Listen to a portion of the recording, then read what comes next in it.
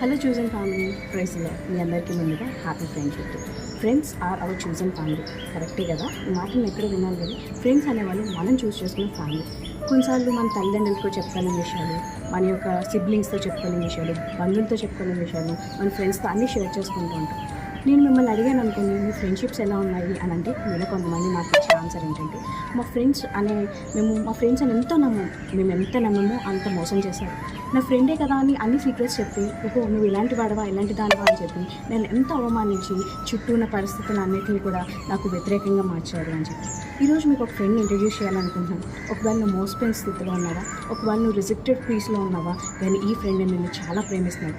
నిజమైన స్నేహితుడు విడివగా ప్రేమించాడు. నువ్వు ఎలాంటి పరిస్థితులు ఉన్నా సరే ఆయనకు అవసరం లేదు, కానీ నిన్నుగా ప్రేమిస్తే ఫ్రెండ్ని నేను ఇంట్రడ్యూస్ చేయాలనుకున్నాను. నేను ఇంకొంతమంది చెప్పచ్చు ఏమనంటే నాకు చాలా మంచి ఫ్రెండ్స్ ఉన్నారు అక్క అని చెప్పి. నీ ఫ్రెండ్స్ నీ కొరకు ప్రాణం పెట్టగలరా? చాలా నవ్వు వస్తుంది కదా. నీ ప్రాణం తీయాలంటే నీకు తోడుండే ఫ్రెండ్స్ ఉన్నారేమో, కానీ ప్రాణం తీయడం చాలా ఈజీ అయిపోయింది ఈ రోజుల్లో. దాన్ని నీ కొరకు ప్రాణం పెట్టడానికి ఎవరు ఇష్టపడరు, కానీ ఈ ఫ్రెండ్ నేను నీ కొరకు ప్రాణం పెట్టేంతగా ప్రేమిస్తున్నాడు. నువ్వు ఎలాంటి పరిస్థితుల్లో ఉన్నా సరే, నువ్వు ఒక పాప స్థితిలో ఉన్నావా, నువ్వు ఒక లోన్లీనెస్లో ఉన్నావా, నీ ఫ్యూచర్ ఏంటో తెలీదా, ఈ ఫ్రెండ్ నీ జీవితాన్ని మార్చేపోతుంది. నీ పాపం కోసం ఆయన ప్రాణం పెట్టాడు. నీతో ప్రతి వేళ నడవాలని ఆశపడుతున్నాడు. నేను విడివగా ప్రేమిస్తున్నాడు. ఇలాంటి ఫ్రెండ్ నీ జీవితంలో అవసరమైతే ఆ ఫ్రెండ్ ఎవరో కాదు, యేసయ్య.